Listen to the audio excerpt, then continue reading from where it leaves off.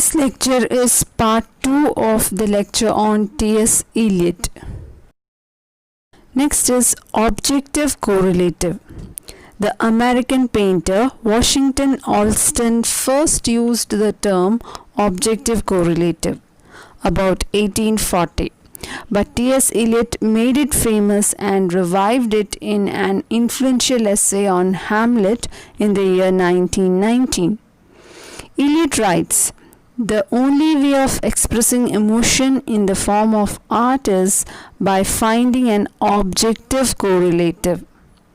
In other words, a set of objects, a situation, a chain of events which shall be the formula of the particular emotion, such that when the external facts which must terminate in sensory experience are given, the emotion is immediately evoked." If the writers or poets or playwrights want to create an emotional reaction in the audience, they must find a combination of images, objects, or description evoking the appropriate emotion. The source of the emotional reaction isn't in one particular object or one particular image or one particular word. Instead, the emotion originates in the combination of these phenomena when they appear together. T.S. Eliot suggests that if a play or poem or narrative succeeds and inspires the right emotion, the creator has found just right objective correlative. That means if a particular scene seems heavy-handed, or it leaves the audience without an emotional reaction, or it invokes the wrong emotion from the one appropriate for the scene, that particular objective correlative doesn't work. Next is dissociation of sensibility. Eliot uses two phrases, dissociation of sensibility and unification of sensibility, in his essay The Metaphysical Poets. By the term unification of sensibility, Eliot means a fusion of thought and feeling. By the expression dissociation of sensibility, he means inability to feel one's thoughts.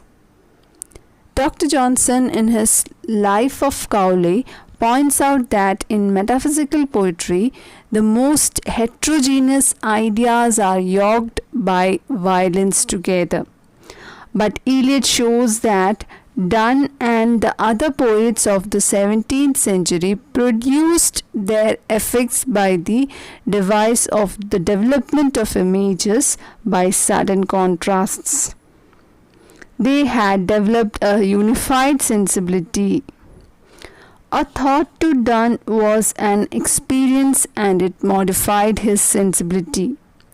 By sensibility, Eliot means a synthetic faculty. That is, a faculty which can amalgamate and unite thought and feeling. The great Elizabethans and early Jacobean were engaged in the task of trying to find the verbal equivalent for the states of mind and feeling. They possess the essential quality of transmuting ideas, sensations, and transforming the observations into a state mind. In the latter half of the 17th century, a dissociation of sensibility set in. The poets lost the capacity of uniting thought and feeling. The poets of the 18th century were intellectuals. They thought but did not feel. The romantics of the 19th century felt but did not think. Now, Eliot rejects Wordsworth's definition of poetry as emotions recollected in tranquility. In Tradition and Individual Talent, Eliot says, "Poetry is not a turning loose of emotions, but an escape from emotion.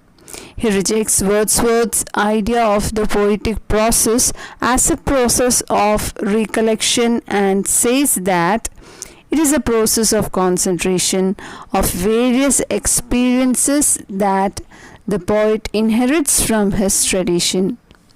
This cannot be tranquility, because the combination of these experiences produces an intense excitement.